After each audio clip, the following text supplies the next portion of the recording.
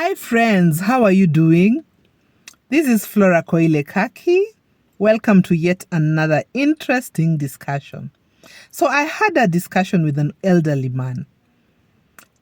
He has 4 sons and he is separated with his wife. So his sons had reached an age of circumcision.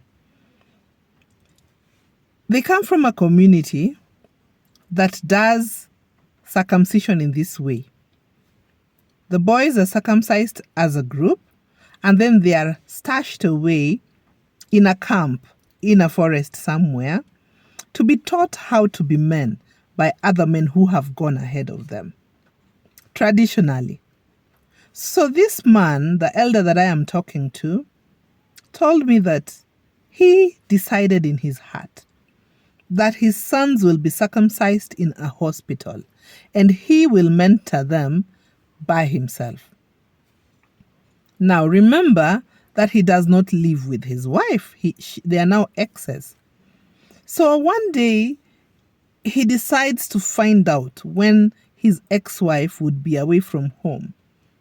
Then he came and he took his boys to be circumcised in hospital and then brought them back. So when his wife came back, or his ex-wife came back, she was very enraged. She was not happy at all. She was disappointed. She said it all.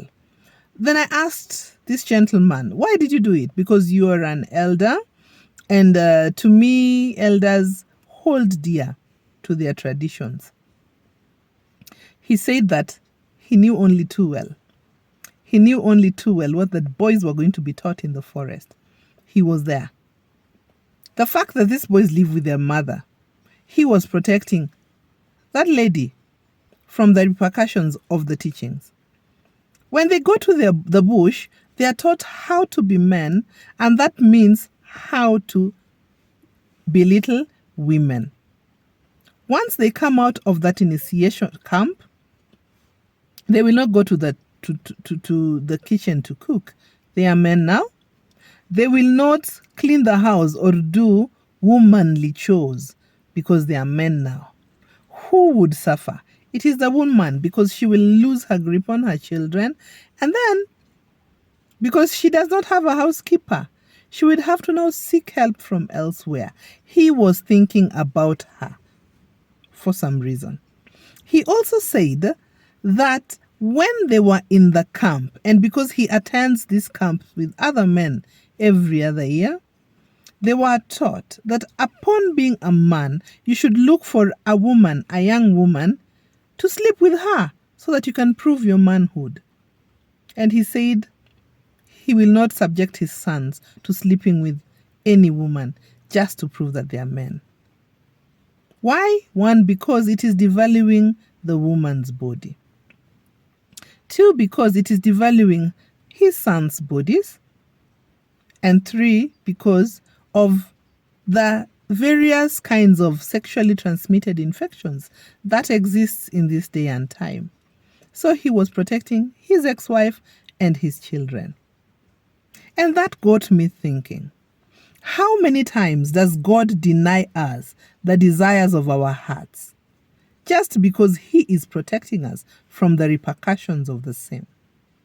How many times have we cried and thrown tantrums and just, said it all because God did not answer some prayers, in a sense that he knows that either we cannot handle that, or it is destructive for us, or it is just not good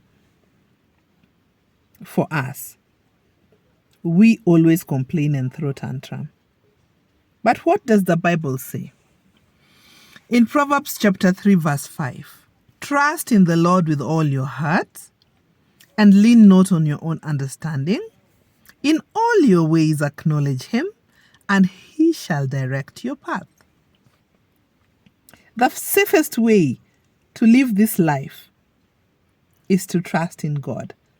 That means that we place ourselves totally in his hand by faith and allow him to lead us through life. Why? Because he made us, and because he knows us, and because he has set a distinct path of purpose that we ought to live. So, my friends, remember always to trust in God. And if it is not going your way, please go back to Him and ask Him. He will hear you and He will answer you. Thank you.